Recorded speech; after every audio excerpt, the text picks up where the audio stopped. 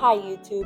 I'm only supposed to come on the podcast once a month because I'm so busy, but there's so much that we have to cover and that's going on that I had to hop on a little bit early. I am your host, Natalie Loretta, and welcome back to Rolling with the Punches! Pod 2.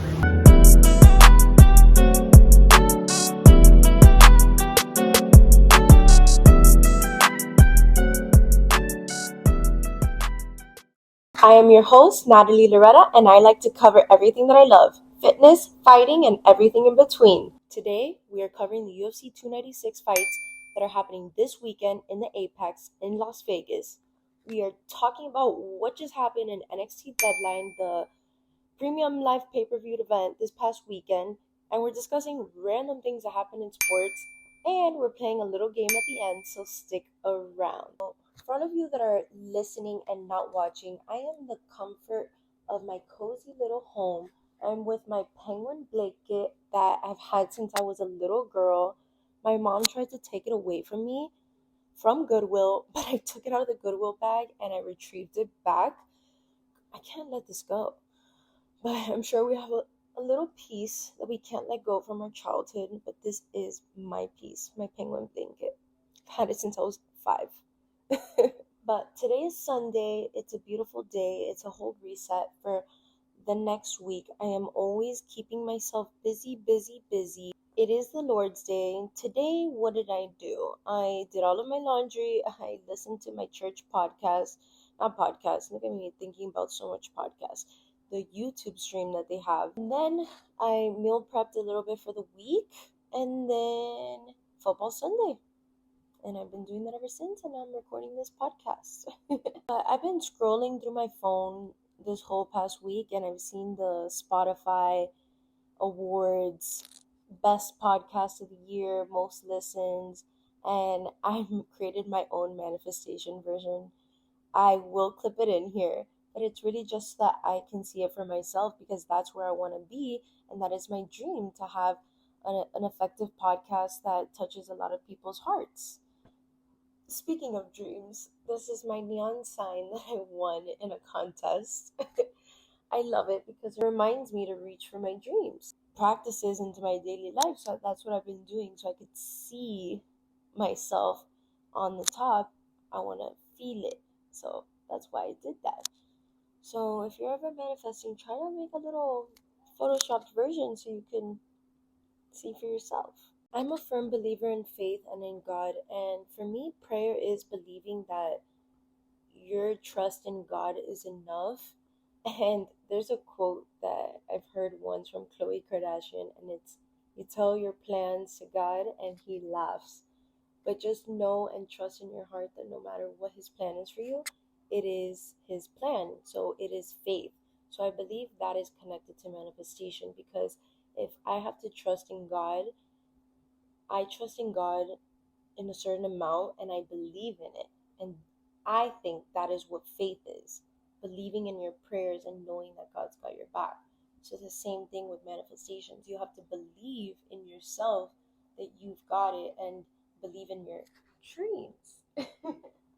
So it's all about believing in yourself. So my dad is really big on that, and we got into that early on from sports because he was my coach.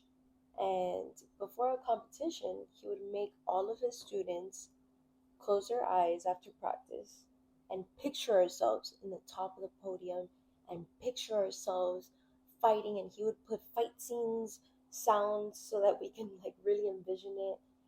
And he would make us take it seriously. If you laughed, he would get upset because he did not take this as a joke. He would make everyone take it serious. So I'm a firm believer in believing in yourself, and I'm going to carry on that tradition and really believe it in myself. So here's that photo that I did, that I manifested, of this podcast being number one podcast in the world, Rolling with the Punches. Please or don't follow the Rolling with the Punches show on Instagram. Stay up to date on the latest news on fitness and fighting on my Instagram, Rolling with the Punches show. Phew! The NFL season has flown by. It is week 14. How did we even get here? This was my first year of taking the NFL season serious because I have a fantasy football league team with my girlfriends from high school in Miami, and let me tell you, the draft was a mess. Everyone had their boyfriends and their dads helping them, but the thing with me is that my boyfriend was drafting his team at the same exact time, so he couldn't really help me as much. So I made a couple mistakes, but I drafted Jalen Hurts first overall, which apparently was hilarious. I thought it was a good pick. First overall, what do y'all think? I was really roasted for this. Not to toot my own horn, but I am in first place in my league. Yep. I am the leader of the team the summer that I turned purdy. I'm going to read you my team. It is amazing. All right, let me tell you, I'm going against Travis Kelce this week.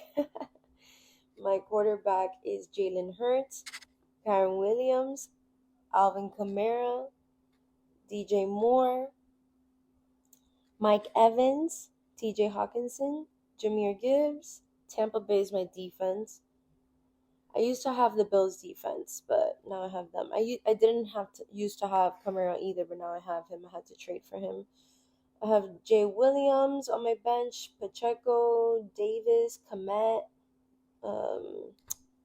Deontay Johnson on my bench, Tank Dell, and Fryermuth, and no one on my injured list. So I have a really good team, and I confirmed made it to the playoffs. Woo! I'm so happy I confirmed it. My first year, not too bad. Maybe I'll make my money back. Let's see. I really, really hope I win. If I win, I'll be so happy because I don't have to do the punishment. It's really bad. For girls, at least. Guys don't understand how bad this punishment is. I'll maybe reveal it in the future. So I definitely didn't know that much about football, but now I am definitely more knowledgeable in sports overall. Like I'm very well rounded in knowing in sports because now that I have my fantasy team, also I love watching baseball. Also I'm a martial artist. I just keep up with everything and now I share with you all. But I'm just so happy because my team, the Miami Dolphins, they are the leaders in the AFC East. So there are four different divisions, and AFC stands for American Football Conference. The Miami Dolphins are number one. The Bills are right behind, but I think the Dolphins are going to make it. We always lose to the Bills recently, but the Dolphins haven't beat a team that's really good in a very long time. So I'm a little bit worried about that with the Dolphins, but I know that we will prevail this. I know it. I know it. I feel like this year with Tyreek, we're going to be really, really good. I just think Tua, I don't mean to call it Tua like that, but now this year with Tyreek in our corner, we have a really big chance of beating those difficult teams and those difficult matchups. So there's obviously four divisions: North, South, East, and West. Dolphins are leading the East Division. Now I really want to talk about UFC because the fights that are coming up in Las Vegas are actually crazy. I am so excited. But before that, I was watching YouTube earlier, and I'm sure that everybody can relate to this. Why does Henry Cejudo and Mighty Mouse have the same copy-paste YouTube channel? You guys literally have the same script. Like, that video that they did the breakdown on Mike Perry, that was copy paste. Like they could have done at least a little bit different, but even the setup's the same, everything. They need to switch it up a little bit. Okay, besides that point, so for those of you that don't know, Colby Covington is coming back from the dead. And the last time he fought was Georgia Masvidal a year and a half ago. And he is now fighting Leon Edwards. Leon Edwards is a beast. He defeated Usman. He's the defending champ. I think Leon Edwards is going to win. They have him as the favorite right now as 145. I thought that these fights were this past weekend, but no, they're actually the following weekend. So I'm so happy that I got some extra time to get excited and to talk about it with you guys. We have two championships on the line. We have Leon Edwards versus Colby Covington. Leon Edwards has been defending his title against Kamara Usman. Honestly, I think Leon Edwards has a great chance because I know Colby's really good at wrestling, but at the same time, Leon has fought the best of the best wrestlers, and we know that Usman has defeated him. So Leon can handle good takedown defense. Then we have Alexandre Pantoja versus Brandon Royval 2. So the first time that they fought, it was a little bit crazy. Um, Alexander Pantoja obviously became champion, but damn, the fight started very, very intense, and Pantoja immediately backpacked him. He kind of reminded me about how a spider attacks its prey. It wraps around it and doesn't let go. That's what Pantoja did to Brandon Royval in the beginning. I feel like he exhausted him. In the middle of the fight, Royval landed some nasty overhands, but they were exchanging. It was a dogfight. In the end, Pantoja came out the champion. I think if Royval was able to defend the wrestling, he has a chance because now he knows his strategy, he knows his game plan, and he's the underdog. And underdogs, I love rooting for them. So it's a tough matchup, and I'm so excited to watch this fight. Pantoja is the favorite at minus 170, obviously, because he's a champ. You know, that makes sense. Shavkat is fighting Stephen Wonderboy Thompson, and I love Stephen Wonderboy Thompson. I admire his striking so much. He's my style of taekwondo, but I am scared to say this, but I'm scared that Shavkat's gonna take this. Then we got Tony Ferguson facing Patty the Batty. I honestly really like this matchup. I'm rooting for Patty, but I am scared that Tony's gonna come out on top. I just think he's stronger, and Patty, I don't know. I just think that he doesn't seem strong in that weight category. Maybe it's a weight cutting, but I'm a big fan of Patty the Batty because he's a big advocate for men's mental health, and I really, really appreciate that. I did a video on that if you haven't checked it out. Vincent Luque is fighting Ian Gary. They have Ian Gary as a favorite.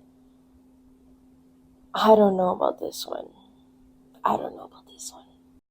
Bryce Mitchell's taking on Josh Emmett last minute because the previous opponent got a groin injury, I believe. So that's going to be an interesting fight. I think Bryce Mitchell's going to take it. Irina Aldana, the liver knockout queen. I think she's going to take this one. Her wrestling is really strong. So I like that pick. Cody Garbrandt is also fighting, and he is the favorite. I'm going to get a little cozy because NXT deadline was a lot to handle.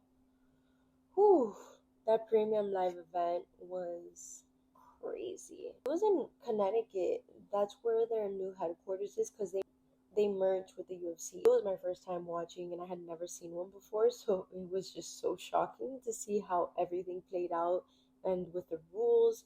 I don't like rules, they confuse me. They had an Iron Survivor challenge, and what that meant was that 5 women and 5 men got the chance to compete for a chance to fight the current champion.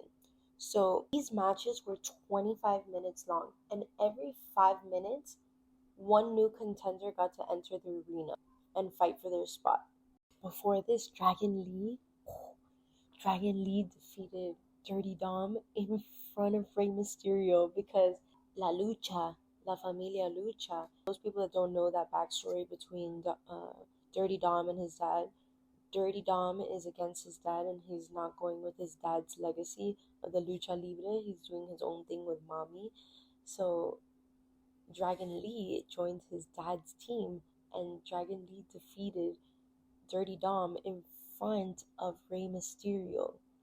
It was crazy. For the Women's Iron Survivor Challenge, it was Kalani Jordan, Fallon Henley, Tiffany Stratton, Lash Legend, and Blair Davenport. were the 5 ladies in the Iron Survivor Challenge match. It was crazy. So every time you pin someone, you get a point, and the person that gets the most points at the end wins the chance to fight the current women's champion. If you get pinned, you get put in the timeout box for a minute and a half. And it's really funny because they're like, "Ow, get me out of here." It reminded me of Maddie from Euphoria going. So the heels teamed up on poor Fallon and they beat her up, poor Fallon. And Blair got some points like that. Then Tiffany also got some points. Then Lash came in, stirred the pot, and then Blair came out on top at the end. Then there's a whole storyline that's been going on in NXT, if you don't know, for a long time. Trick Williams got attacked and jumped. So we've been trying to figure out who it was. We all thought it was Carmelo. I still think it's Carmelo. So Carmelo had a match with Alexis King because Carmelo and Trick were best friends, so everyone accused Carmelo, which was really bad, so they had beef. But Carmelo, to prove that he's really Trick's friend, he was trying to fight everybody that was supposedly had jumped Trick. So he fought Alexis King this weekend. Melo won, and Alexis King at the end said, "It wasn't me, but thanks for the free premium live event." That was so crazy. I was like, what? All of that for nothing? The reason why this was so exciting was because we all thought that Alexis King had attacked Trick, but at the end he said it wasn't him. Then for the men's Iron Survivor Challenge, Braun Breaker, Trick Williams, Tyler Bates, and more filled the roster of the men's Iron Survivor Challenge. The match was crazy. The second that Braun Breaker entered the ring, he got 3 pins in 30 seconds. In the end of it all, Trick Williams ended up winning. It was so shocking because he didn't have any pins at all until the last minute of the 25-minute match. So it was crazy when he got the 4th pin on the last second. It's time to get shocked. Mark Cuban's leaving Shark Tank. I am so sad about that. He is my favorite on Shark Tank, and I've been watching the show since I was a little girl, but it's because he wants to spend more time with his kids, so I understand. And they film in the summers, so that's when he wants to take vacation time with his kids. That the Yankees done with his music career for a little bit and he's dedicating his life to God, that was a little shocking because his music is so good and every album he makes just gets better and better and better. So maybe he keeps creating music in the name of Jesus. So we never know if we hear some Christian bops coming in Spanish. That would be nice. McDonald's is bringing back the McWrap in 2024. I grew up on McWraps. I grew up on that. On the way to dance, I would pick up McWraps with my mom. Also, they opened Cosmics, a fast food drink restaurant, to compete with Starbucks. They're currently open only in Illinois. McDonald's is rolling with the punches and making moves. Also, Shohei Ohtani is now with the Dodgers, and it is the biggest contract in modern day sports. It's crazy. $700 million in 10 years for the Los Angeles Dodgers. He's staying in the state of California. Angels to the Dodgers. So that's going to be exciting for this baseball year to watch him in the Dodgers. I'm really excited for that. Found out karate's being removed from the Olympics. That makes me really sad. Seeing a martial art leaving the Olympics. They debuted in 2020 and they will not be coming back to 2024. And that's really sad for all the martial artists that were so excited for that, especially when there's other sports that meet the criteria. So that's what I was going to get into. In order for a sport to be considered an Olympic sport, it has to meet 35 different steps of criteria according to the International Olympic Committee. And some of that includes making sure that they have an international organizational body. They bring popular values to the Olympics. And the sport has an organization that prevents manipulation of the sport. So I guess that means like Safe Sport and USADA, they have to be affiliated with those companies. So that makes sense, but I'm pretty sure karate does, and MMA definitely should have a spot in the Olympic Games too, but I don't know if we'll see that. People have definitely argued for that. I'm not the first person in the world to think of that. Another thing that shocked me, I saw a picture of a 90-year-old lady that only put sunscreen on her face, and her neck was really, really bad. So this is your reminder to put on your sunscreen. Also, I was so shocked to know that Tom Cruise and Robert Downey Jr. also auditioned for the role of Daniel LaRusso in The Karate Kid, and obviously Ralph Macchino got the part that we now know and love. So that was really cool to know, but it would have been so different. It would have been so different. And that was Ralph Macchino's really big break, I think. Before we go, I'm going to share the one win of the week and a fun little game. I'm going to draft my Quidditch team, and it could be from any athlete around the world, any sport, in order to win against Slytherin. I need 3 chasers, 2 beaters, 1 seeker, and 1 keeper. Chasers. I would pick someone fast. I would pick the really fast runner, Sha'Carri Richardson. Yes. Serena Williams, because she can also hit. She has a good arm. LeBron James. James would be a good chaser because he has good on the speed court. He can also defend, which is what we need. We need the best of both worlds there. Beaters. I'd pick a duo that nobody would expect for this Quidditch team. I would pick Alex Pereira and Alexander Volkanovski. Volkanovski used to play rugby, so he has some really good experience on the field, so I trust him. And Alex Pereira is just really intimidating, and I feel like he can eliminate players. My keeper. Who would be my goalie in Quidditch? I would say Tyreek Hill or Giannis, because Tyreek can flip, and like if he needs to go on a broom and do a flip, he can. And Giannis is just really good at defending and blocking, so that's a tough decision there. My seeker. I think my seeker would be Messi, because he's so precise with the ball. He knows how to find the target.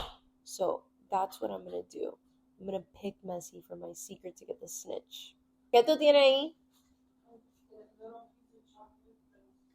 We're all done for the mini podcast. Before I go, I'm going to leave you with the one win of the week that I'm so proud of myself for. I graduated from the DeVos Sports Business Management program at the University of Central Florida just this year, in this summer, in August 2023. And the amateur fight league that I fight for, Combat Night, they put on a lot of events and they need help.